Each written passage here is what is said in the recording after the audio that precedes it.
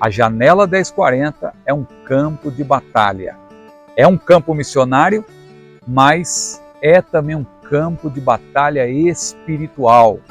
A janela que fica ali, as nações que ficam entre as latitudes 10 graus e 40 graus acima da linha do Equador, são um campo de batalha espiritual.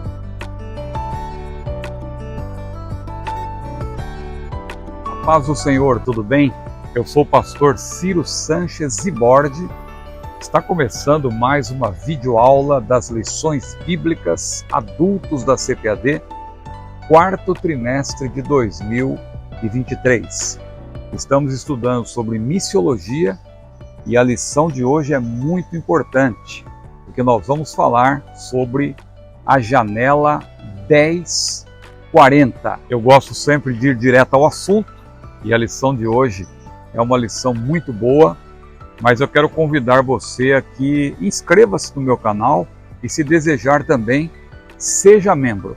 Com uma pequena taxa mensal, você tem o benefício de receber o esboço de praticamente todos os vídeos que nós aqui apresentamos, especialmente as videoaulas da Escola Dominical. Sempre você vai ter um estudo pormenorizado, detalhado, que tenho certeza que vai ajudar você, se você é professor, a apresentar cada lição, e também, se você é aluno, você vai ter um melhor proveito do seu estudo.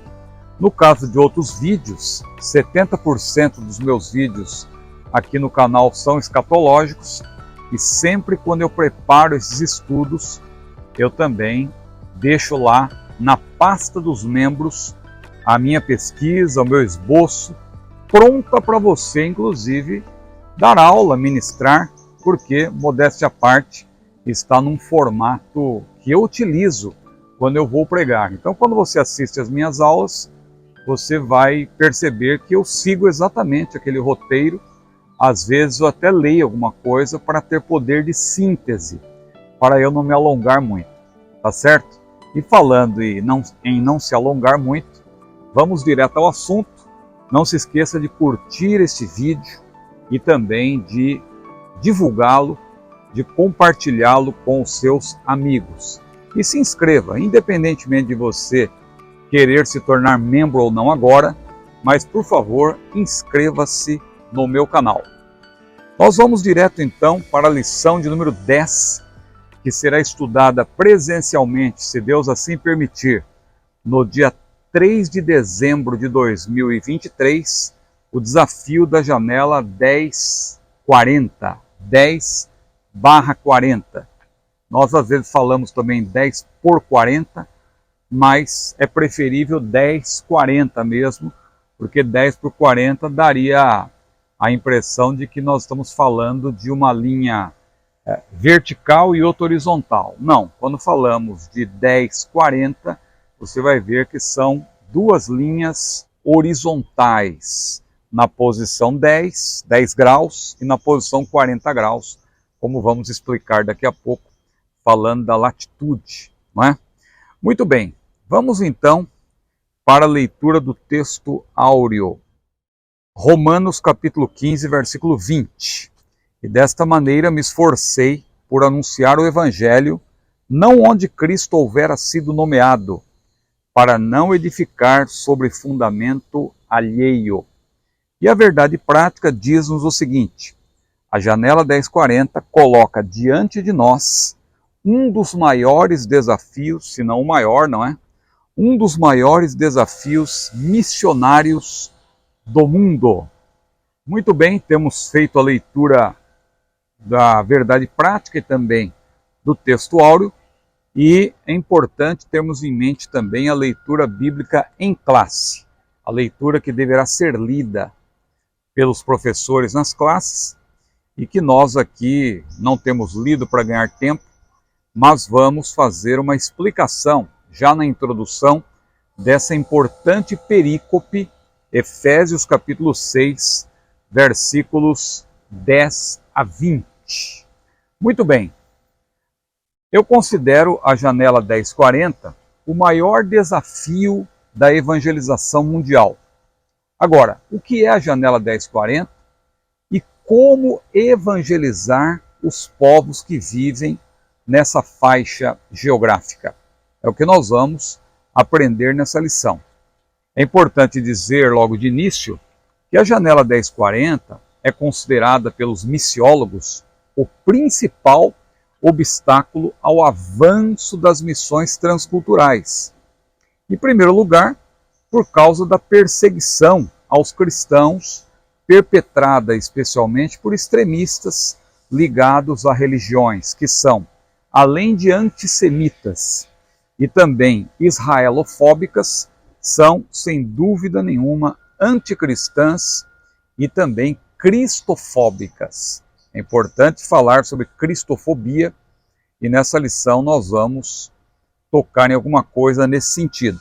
Agora, além disso, torna-se um grande desafio evangelizar os povos da janela 1040, porque são países, os países que estão dentro dessa janela, são países muito fechados ao Evangelho e além dos problemas sociais que nós encontramos dentro dessa janela 1040, que nós vamos explicar melhor a partir do primeiro tópico desta lição.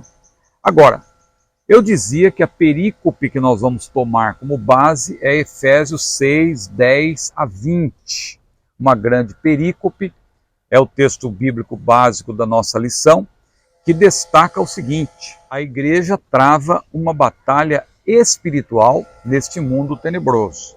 É esse o grande destaque de Efésios 6, 10 a 20.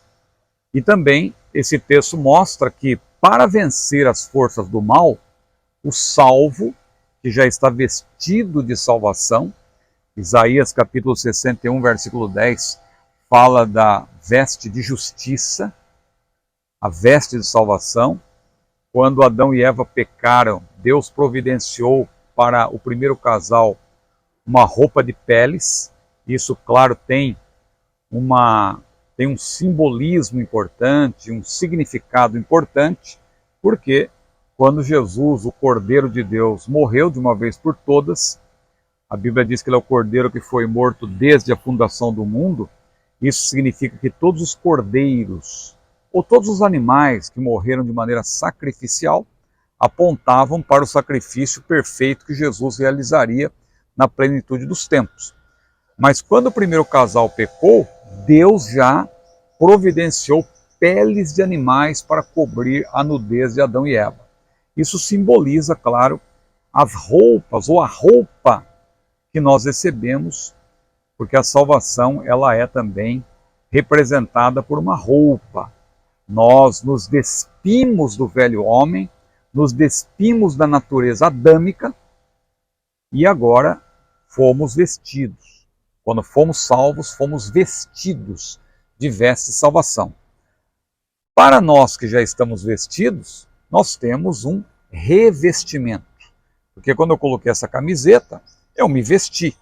Se eu colocar um paletó, uma blusa, uma jaqueta por cima dessa camiseta, eu vou estar me revestindo, ou seja, eu vou estar pondo uma roupa por cima de outra roupa. Então é importante notar que para vencer as forças do mal, o salvo, que já está vestido de salvação, deve se revestir da armadura de Deus. Aliás, há um grande guarda-roupa diante de nós. As irmãs que gostam dessa linguagem, né? Imagine um grande guarda-roupa diante de você, com vários tipos de vestido, vários tipos de sapato e assim por diante. Visto que nós nos despojamos ou nos despimos do velho homem e nos vestimos do novo, conforme Colossenses capítulo 3, versículos 9 e 10, há roupas novas à nossa disposição para que nos revistamos, valendo-nos assim da capacitação do Espírito Santo. A Bíblia menciona alguns tipos de revestimento. Por exemplo, Romanos capítulo 13, versículo 14, tem um versículo que para muitos é difícil de entender. Paulo disse, revesti-vos do Senhor Jesus Cristo. Mas como revestir-se do Senhor Jesus Cristo? Eu já não sou salvo, para que eu preciso me revestir do Senhor Jesus Cristo. Observe que o título mais completo de Jesus no Novo Testamento é justamente Senhor Jesus Cristo. Fala do seu relacionamento conosco, porque se Ele é Senhor, nós somos servos, mas também de nós para com Ele, né? Ele é Senhor, nós somos servos. Ele é Salvador, porque Ele é Jesus, Jesus significa Salvador, então Ele é aquele que nos abençoa com as bênçãos da salvação e nós recebemos essas bênçãos. E Ele também é Cristo. Isso fala principalmente do relacionamento dele para com o Pai, porque Ele é ungido de Deus. Então, quando Paulo diz revestivos do Senhor Jesus Cristo, em outras palavras, ele quer dizer, olha, vocês têm que receber Jesus como Ele é. Há muitos que estão recebendo Jesus só como Salvador, só querem bênçãos, mas você tem que receber Jesus também como Senhor. E se Ele é Senhor, você é servo, você tem que obedecer ao Senhor Jesus. Então, é um revestimento importantíssimo. Romanos capítulo 13, versículo 14. Revestivos do Senhor Jesus Cristo. Tem várias referências aí que você pode estudar. Mas eu não vou aqui me deter nesse ponto porque não é objeto do nosso estudo. Nós que somos pentecostais, temos também na Bíblia um revestimento que muito nos alegra, que é, quando nós olhamos para esse estudo, é sobre o revestimento de poder. Jesus disse lá em Lucas capítulo 24, versículo 49, ficai em Jerusalém até que do alto sejais revestidos de poder. Revestimento de poder. Isso fala do batismo no Espírito Santo. O batismo no Espírito Santo, não vá confundir com o batismo do Espírito Santo, porque parece que é só uma diferença de conectivo, mas não é. Muda o agente. O batismo no Espírito Santo tem como agente o Senhor Jesus. João Batista foi claro ao dizer, Ele vos batizará com o Espírito Santo. Jesus, o Cordeiro, Ele vos batizará com o Espírito Santo e com fogo. Ele é o batizador. Agora, no caso do batismo do Espírito Santo, o agente é o próprio Espírito, porque é ele quem imerge o crente, o salvo, no corpo de Cristo. Então é um outro tipo de batismo. Esse é o batismo que ocorre na conversão, o batismo do Espírito Santo. E o batismo no Espírito Santo é subsequente e separado da salvação, porque é um revestimento de poder. Não é para confirmar a salvação, tampouco é um batismo de santificação, mas é um batismo de poder, é um revestimento de poder, conforme Atos capítulo 1, versículo 8. Recebereis o poder, recebereis a virtude, dinamis no grego, recebereis a virtude do Espírito Santo que há de vir sobre vós, e ser-me-eis testemunhas, tanto em Jerusalém como em toda a Judéia e Samaria e até os confins da terra. Então, temos esse revestimento de poder, que nós evitamos chamar de segunda bênção, para não confundir com a segunda bênção wesleyana, como ele pregava, que era um batismo de santificação, uma obra santificadora, que muitos entendiam até como uma obra necessária para confirmar a salvação. Não.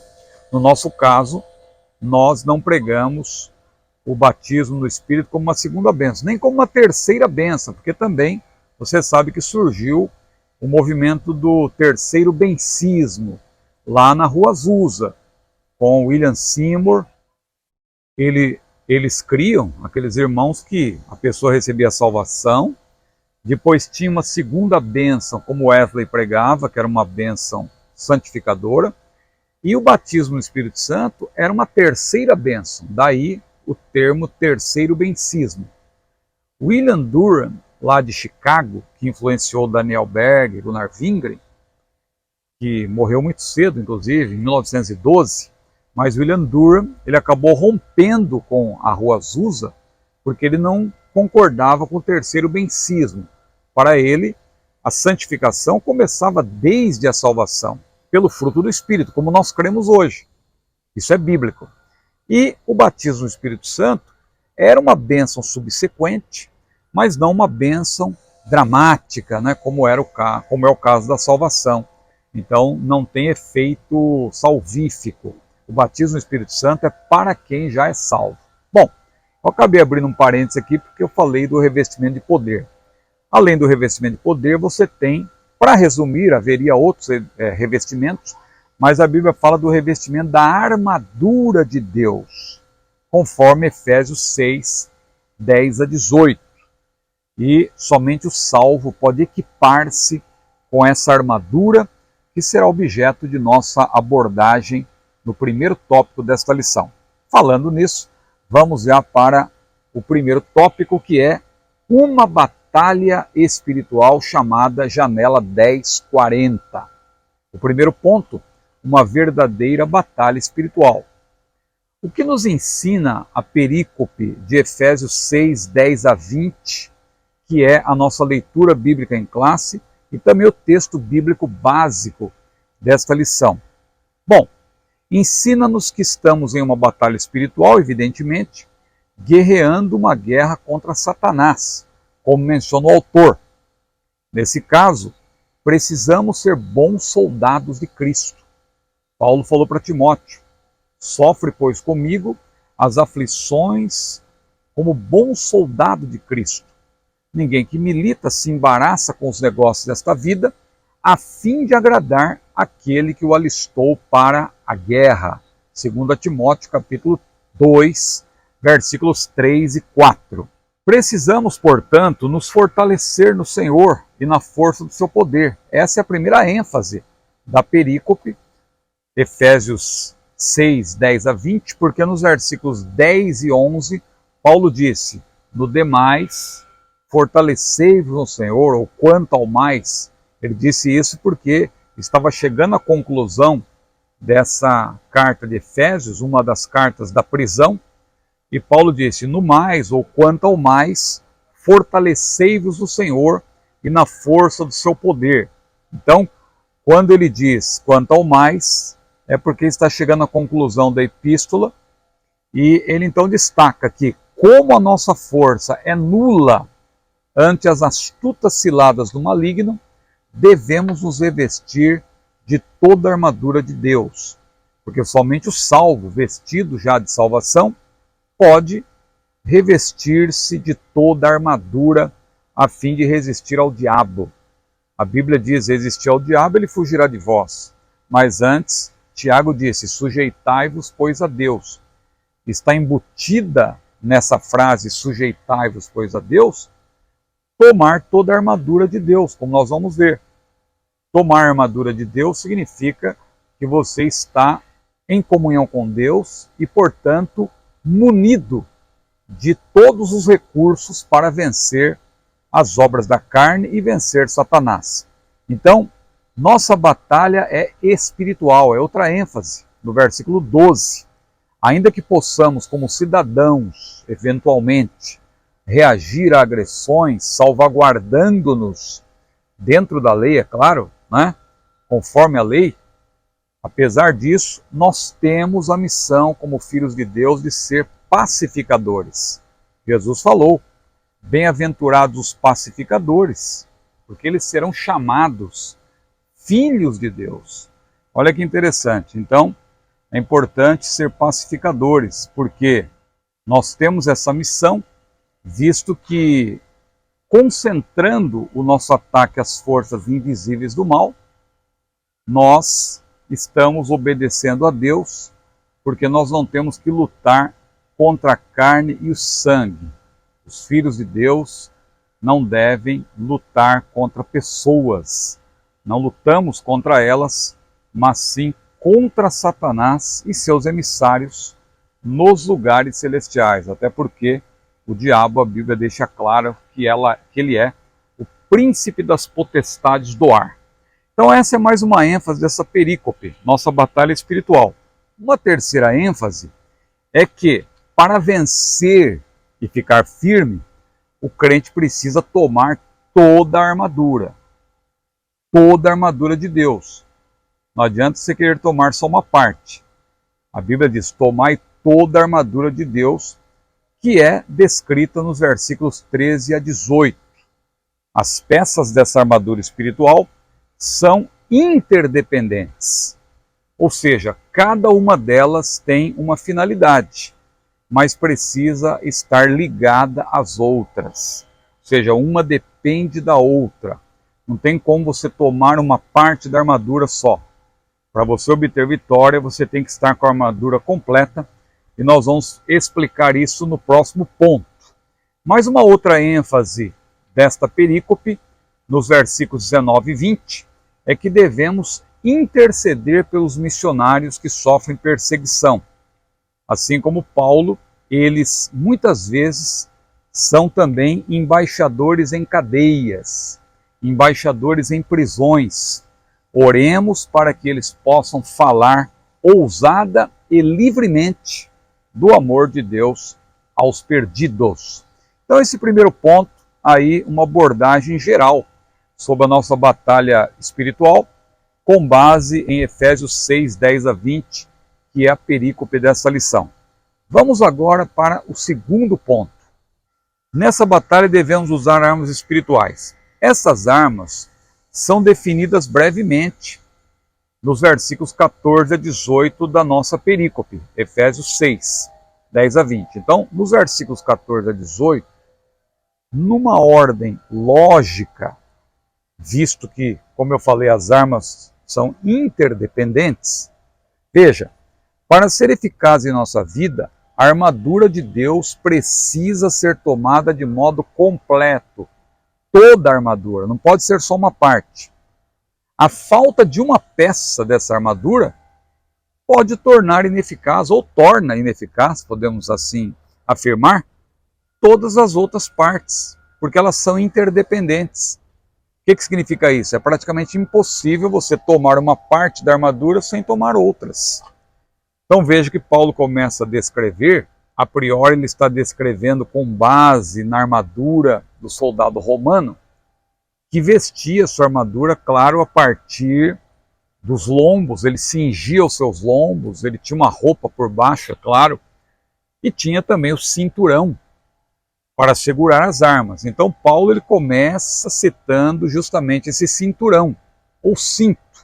Talvez o termo cinturão seja até mais apropriado, porque quando você fala de um cinturão, você não está falando de um cinto como nós conhecemos, mas algo que atravessa, né, de um lado, de outro, e bem afivelado para segurar as armas, segurar a própria roupa. Então veja, está no versículo 14. Não por acaso, esta é a primeira peça da nossa armadura espiritual. Sem este cinto, na verdade, bem afivelado, nos lombos, as armas cairão.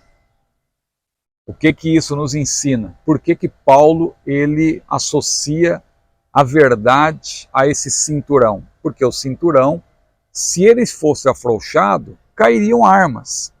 Então, a verdade não pode ser afrouxada.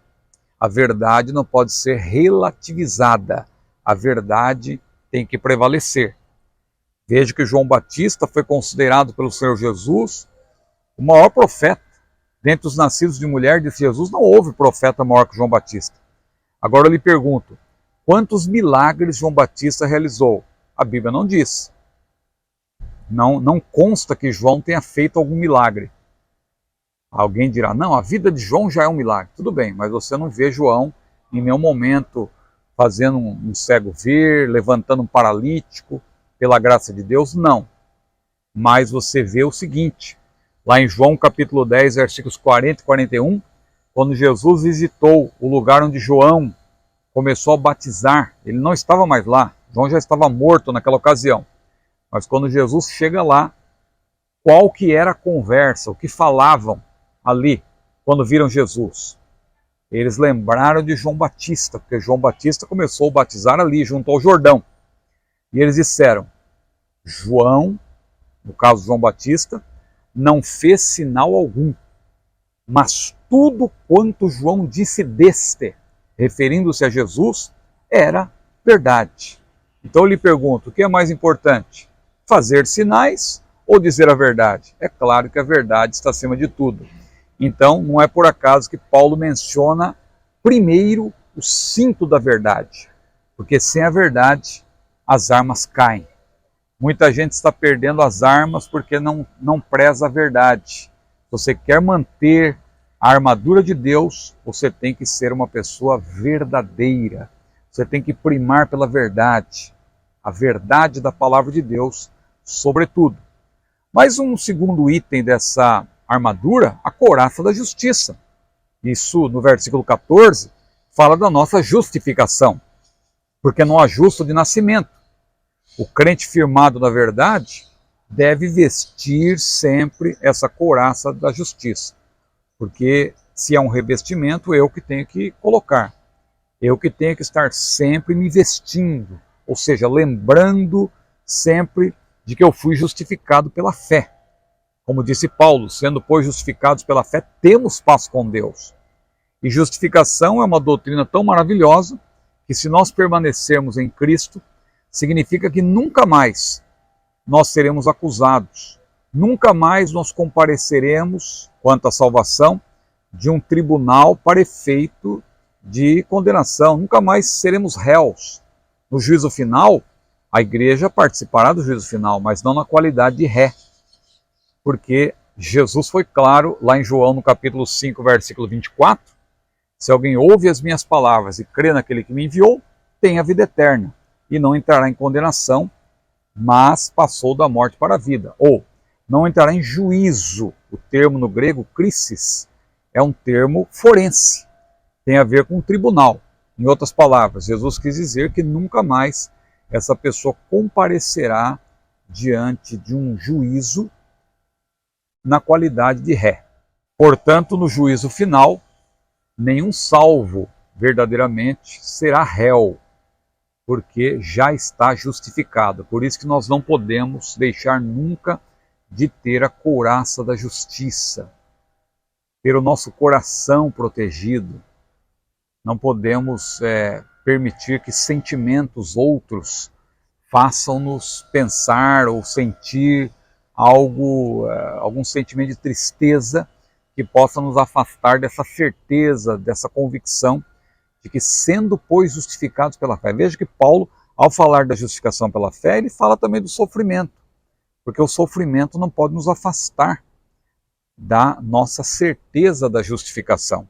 Sendo, pois, justificados pela fé, temos paz com Deus, pelo qual temos entrado esta graça, na qual estamos firmes e nos gloriamos na esperança da glória de Deus, não somente isto, mas também nas tribulações. Note, sabendo que a tribulação produz a paciência a experiência, a experiência a esperança, e a esperança não traz confusão, porquanto o amor de Deus está derramado nos nossos corações pelo Espírito Santo que nos foi dado.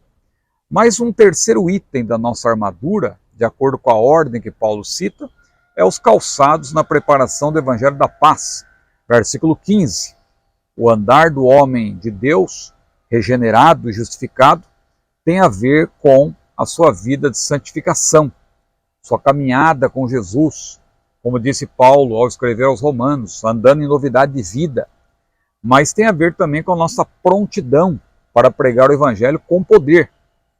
Quem está firmado no fundamento que é a palavra do Senhor, como Jesus mencionou lá em Mateus capítulo 7, versículos 24 a 27, ali ele fala do fundamento.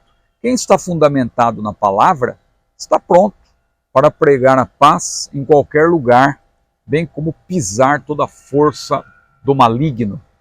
Jesus disse, eis que vos dou poder para pisar serpentes, escorpiões e toda a força do mal. Poder para pisar. Então, se você tem poder para pisar toda a força do mal, é porque você está calçado com os calçados da preparação do Evangelho da Paz. Um outro item, o escudo da fé. Versículo 16. Porque na batalha espiritual esta arma é prioritária. Precisa ser tomada, veja o que disse Paulo, sobretudo. O que significa isso? Por que Paulo dá essa ênfase? Tomai sobretudo o escudo da fé, para que se possa apagar os dardos inflamados do maligno. Porque sem fé é impossível agradar a Deus. Então, parta desse pressuposto. Se você não tiver fé, você não pode sequer agradar a Deus, e nesse caso você também não vai ter forças para vencer o mal. Hebreus 11 fala muito sobre isso. Da fraqueza tiraram forças, mas foi pela fé. Então quem tem fé tira forças da fraqueza, porque essa força não vem dele próprio. É esse o sentido. Tira a força da fraqueza, porque a força vem do Senhor. Como Paulo disse, fortalecei-vos no Senhor e na força do seu poder. Outro item é o capacete. Finalmente chegou o capacete. Então Paulo começa pelo cinto, fala da couraça, desce para os pés, fala do escudo e agora o capacete. Protege a cabeça. Versículo 17, protege a mente, espiritualmente falando, a qual deve estar firmada no Deus da nossa salvação. Sem a certeza da vida eterna, ninguém consegue triunfar na batalha contra o mal. Ou seja, a vida de fé vitoriosa só se mantém com uma boa disposição mental. Pensai nas coisas que são de cima, cingindo os lombos do vosso entendimento, disse Pedro, e assim por diante. Vamos aqui a mais uma parte dessa armadura, versículo 17, espada do Espírito, que é a palavra de Deus. A palavra de Deus é a única arma, aliás, de ataque. Você já parou para pensar nisso? Não tem outra arma de ataque na armadura de Deus. Claro que o soldado romano tinha outras armas de ataque, a própria lança, dardos, mas aqui na descrição da armadura de Deus, a única arma de ataque mencionada é a espada. Por quê? Porque ela se refere à palavra de Deus, a Bíblia, no nosso caso, a Bíblia completa, que quando pregada é a palavra de Deus e também se não for pregada continua sendo a palavra de Deus. Mas aqui, claro, quando se fala da espada é a palavra em ação, em conexão com o Espírito Santo, por isso que é a espada do Espírito. É você indo para o ataque, é você indo para a batalha com a espada na mão, pregando a palavra. Então, a palavra de Deus devidamente pregada, sob a unção do Espírito Santo, ela é uma espada, é uma arma de ataque, com a qual Jesus venceu Satanás. Quando Satanás foi tentar Jesus, ele até citou a Bíblia, porque o diabo conhece a Bíblia, só que ele cita a Bíblia fora de contexto, faz uma péssima exegese, muita gente está seguindo Satanás, infelizmente, mas Jesus, que é a própria palavra viva, que está em perfeita sintonia com a palavra escrita, ele citou a palavra por 3 vezes dentro do contexto, interpretando-a corretamente, e ao citar a palavra corretamente, nas 3 vezes ele disse, está escrito, citou a palavra, está escrito, citou a palavra, está escrito e citou a palavra, e quando ele fez isso por 3 vezes, na terceira vez, Satanás bateu em retirada, porque ele não suporta o poder da palavra, que é a espada do Espírito. Ela é suficiente, mas para usá-la com eficácia, lembre-se, precisamos estar munidos das outras armas mencionadas, porque elas são interdependentes. Se eu não tiver fé, como que eu vou usar a espada do Espírito? Se eu não tiver a certeza da justificação, se eu não estiver com a couraça da justiça, se eu não estiver preparado com os calçados na preparação do Evangelho da Paz, se eu não estiver com a mente firmada em Deus, capacete da salvação, como que eu vou poder usar a palavra devidamente? E se me faltar o cinto da verdade, que fala justamente de não relativizar a verdade. Então é importante a palavra para ter eficácia, tem que ser acompanhada de uma vida de comunhão com Deus. E agora olha que importante essa última arma, que é uma arma, claro, mas não consta da armadura. Como assim, irmão Ciro? Consta da armadura, perdão, mas ela não é visível. É a oração, versículo 18, orando em todo o tempo. Agora, por que esta arma poderosa não está associada a nenhuma parte da armadura de Deus, visivelmente? Porque ela nem sempre ela é visível. Ela pode ser visível, mas Jesus falou da oração em segredo, né? Entra no teu quarto, fecha a porta. Ela pode ser em pensamentos. Lembra de Neemias? Quando o rei percebeu o seu semblante descaído e perguntou alguma coisa para ele e tal, o que você tem? E diz lá em Neemias capítulo 2, versículo 4, então orei a Deus. Ora, será que Neemias saiu da presença do rei, foi lá dobrar o joelho, orou meia hora e voltou? Não. Ele estava na presença de Deus e orou, ele estava em oração. Então a oração não aparece para você estar com ela. Você está em oração, você ora no seu quarto. Então, não por acaso, Paulo cita a oração no contexto da armadura de Deus, Porque tudo isso que foi citado aqui funciona, mas você tem que ser um homem, uma mulher de oração. Então é importante, como afirma Leonard Ravenhill, naquele livro conhecido, né? Porque tarda o pleno avivamento, um clássico. Ele diz lá que a oração, o segredo da oração, perdão, é a oração em segredo. Isso está em sintonia com o que Jesus disse lá em Mateus 6, versículo 6. Para vencer, portanto, precisamos orar em todo o tempo, com toda oração e súplica no Espírito, e vigiando nisto com toda a perseverança e súplica por todos os santos. Então, nesses dois primeiros pontos desse primeiro tópico, nós temos um resumo aí da perícope Efésios 6, 10 a 20, que agora também serve de base para o que vamos estudar no ponto 3, que agora sim, finalmente, chegamos no assunto da janela 1040, enfrentando a batalha espiritual da janela 1040. Creio que ficou claro para você que o termo janela 1040 foi criado pelos missiólogos para delimitar a área geográfica onde estão cerca de 70 nações fechadas para a evangelização. Trata-se de um campo missionário, como eu já disse, e ao mesmo tempo um campo de batalha espiritual. É um campo missionário, que antigamente era muito conhecido também como cinturão de resistência. Agora, por que janela 1040? Janela 1040 porque acima da linha do Equador, você sabe que a linha do Equador divide o mundo. Se você olhar para um mapa mundi, você vai ver a linha do Equador. Ela divide o mundo em hemisfério norte, acima, e hemisfério sul, abaixo. A linha do Equador, no caso, é o ponto de partida, a partir do zero, tanto para cima quanto para baixo, ao norte e ao sul. E ela tem, então, as latitudes, que são linhas horizontais. Acima, latitudes ao norte, de 0 até 90 graus, e abaixo também. Então você veja que essas latitudes também são chamadas de paralelos, elas têm países e regiões dentro delas. Então, por exemplo, a referida janela 1040 é uma área retangular. Pense num campo de futebol, vamos dizer assim, já que estamos falando de campo, um retângulo. Só que no caso da janela 1040, um retângulo um pouco mais achatado. Então, a referida janela é uma área retangular do mundo, entre as latitudes ou paralelos 10 graus e 40 graus ao norte do Equador, ou seja, do oeste da África até o leste da Ásia. Ela inclui uma parte da Europa, o norte da África, todo o Oriente Médio e quase toda a Ásia. Dentro dessa janela 1040 estão justamente os povos não alcançados. Essa janela 1040, então, ela cobre 1/3 da área do planeta, com 66% da população mundial, e constitui-se de um número expressivo de povos não alcançados pelo Evangelho. De cada 10 pobres da terra, 8 estão nessa região.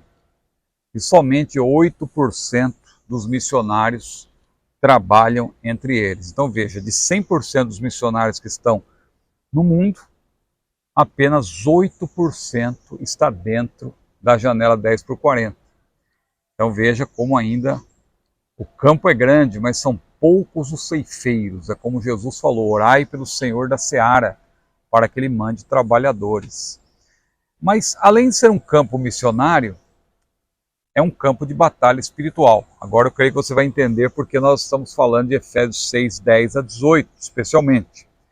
Porque janela 1040, então para você entender, essa faixa da latitude 10 graus até a latitude 40 graus, que abrange aí todas essas regiões que eu mencionei.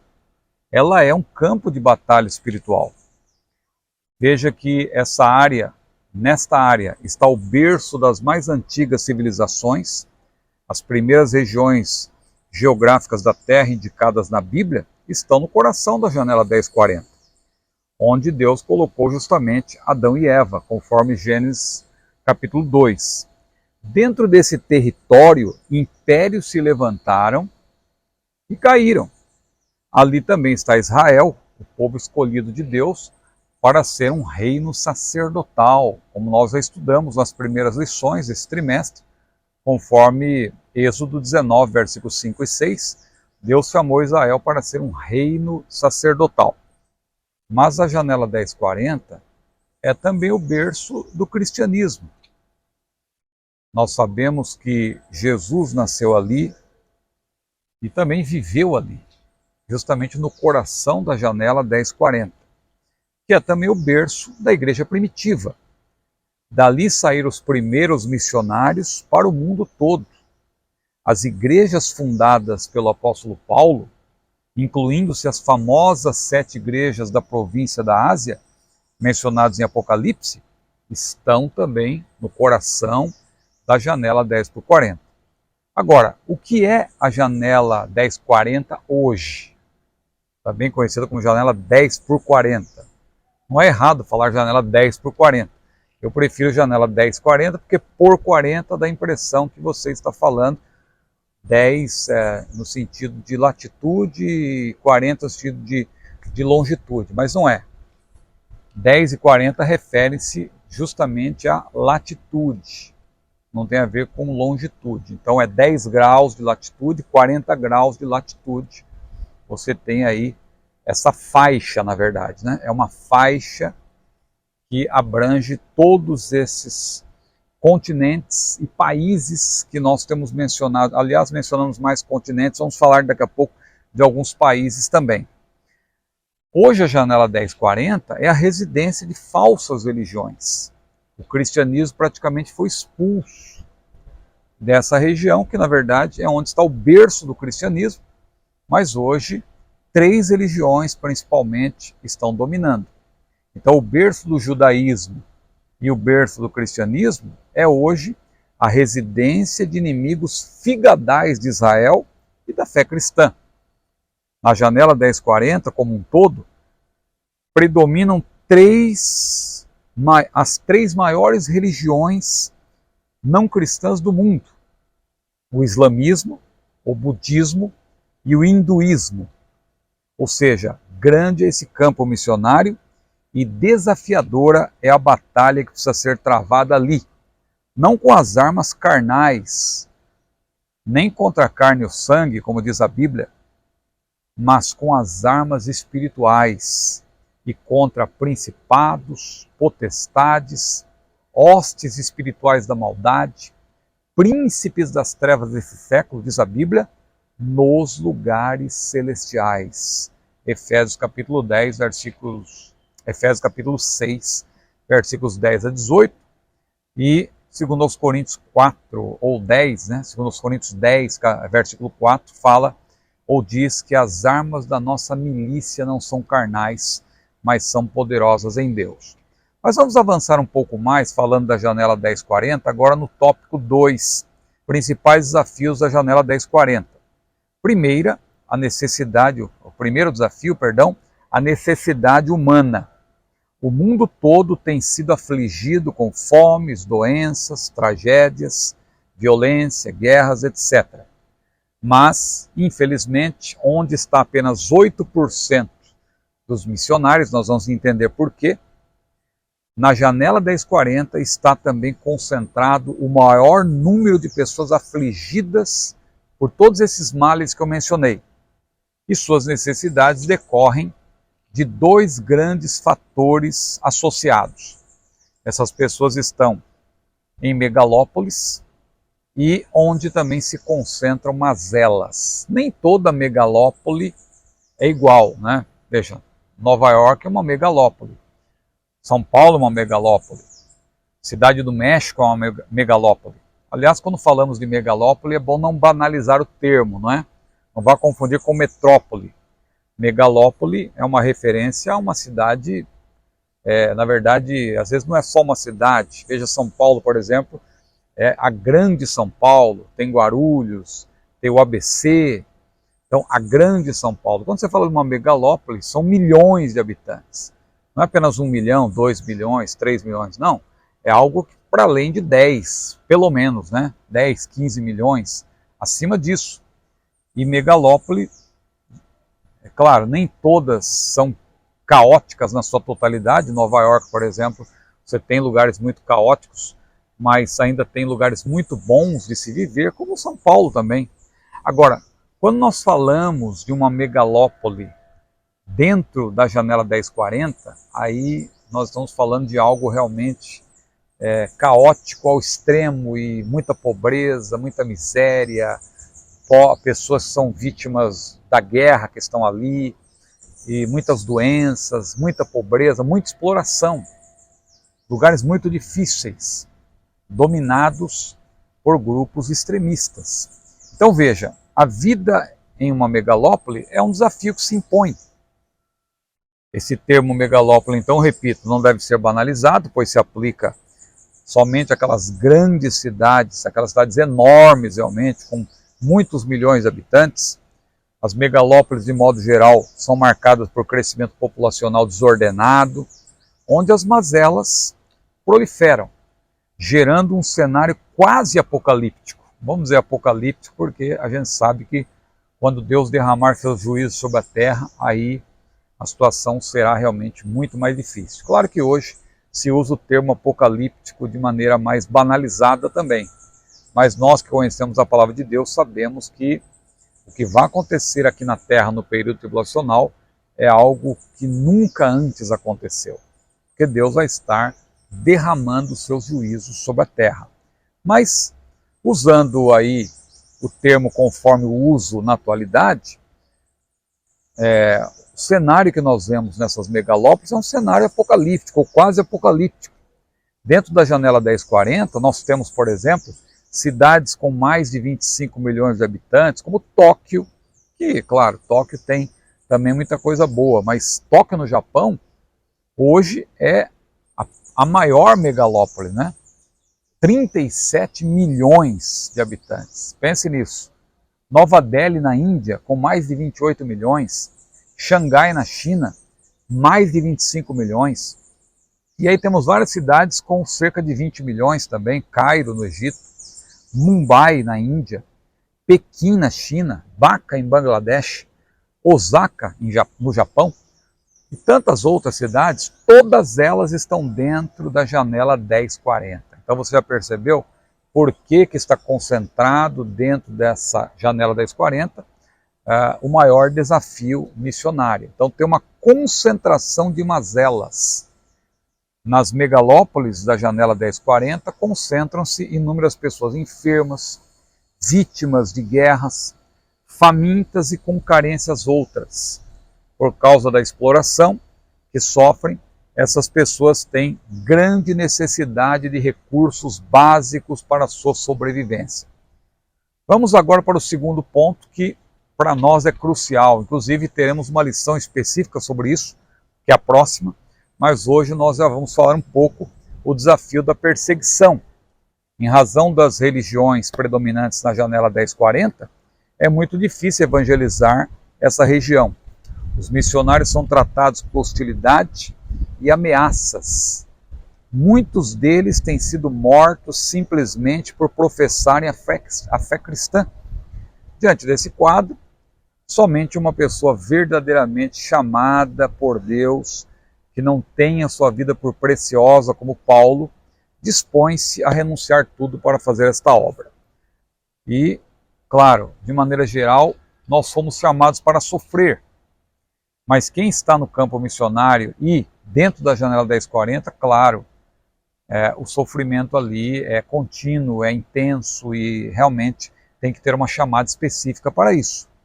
Quem serve a Cristo é perseguido, nós sabemos, de uma ou de outra maneira, uns mais, outros menos, pois somos chamados. Pedro falou, para isto fostes chamados, porque Cristo padeceu por nós, deixando-nos o exemplo, para que sigais as suas pisadas. 1 Pedro 2, 20 e 21.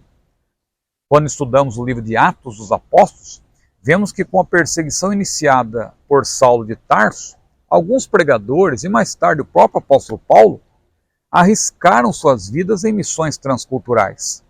Mas os 12 curiosamente, de modo geral. Pedro depois ele também se torna um pregador itinerante. João também será futuramente pastor em Éfeso.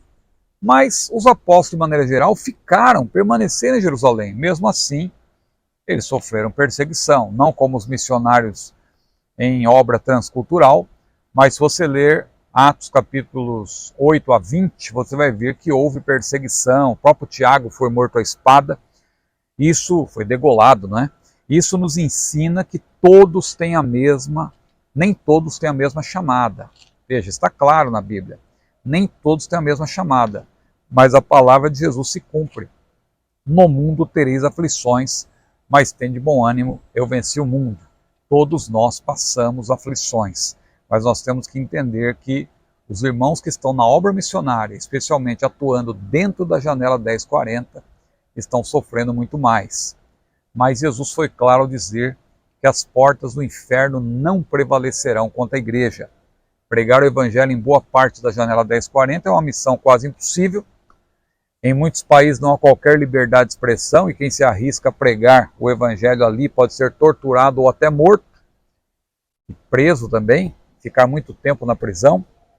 Em outros países há também restrições e intromissões diversas na vida dos cristãos.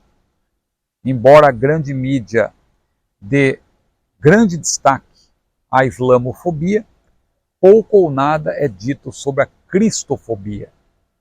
Ignora-se que o cristianismo é o grupo religioso mais perseguido em todo o mundo, especialmente por grupos islâmicos extremistas. Mas nada pode resistir o poder de Deus que está com a igreja. Jesus disse em Mateus capítulo 16, versículo 18, as portas do inferno não prevalecerão contra ela.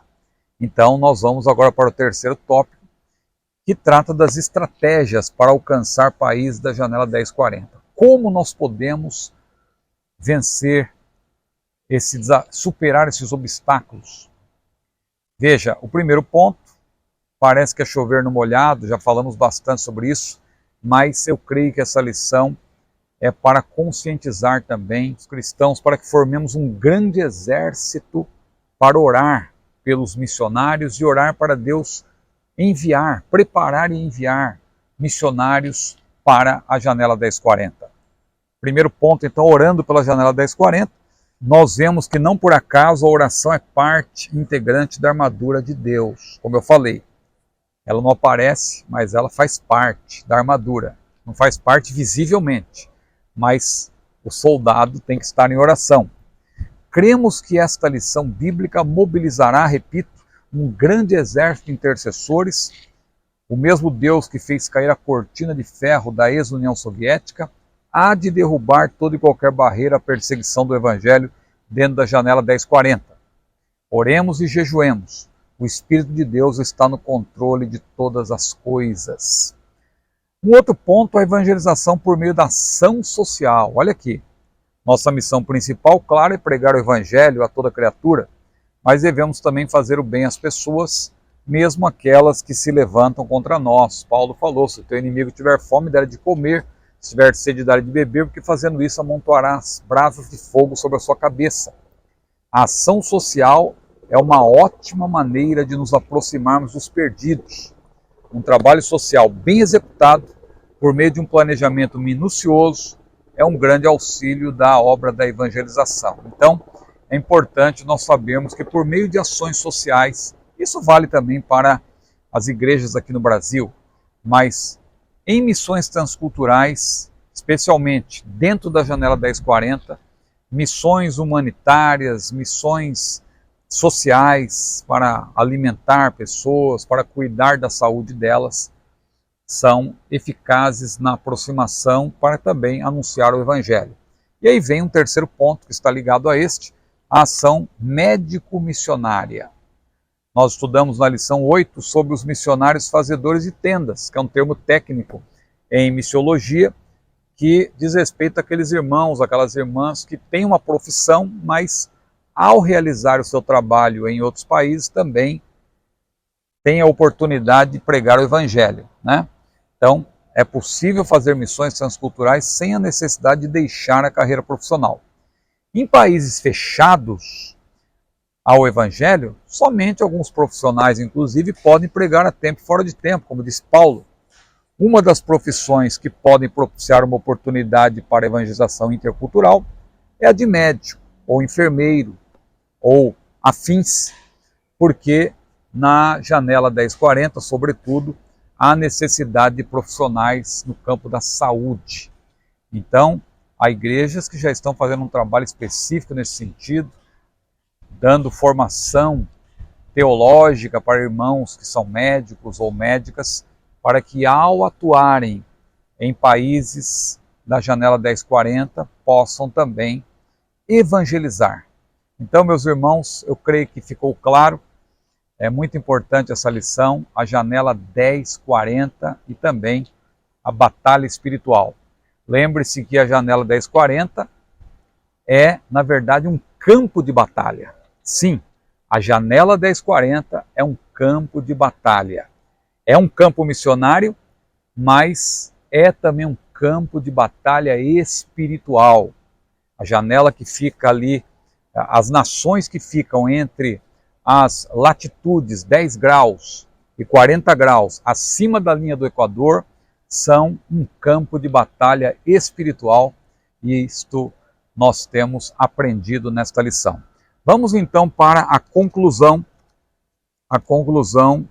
aqui da nossa lição. O autor finaliza da seguinte maneira: quem pode evangelizar os povos da janela 1040? Vimos que cada região é um grande desafio para a evangelização mundial.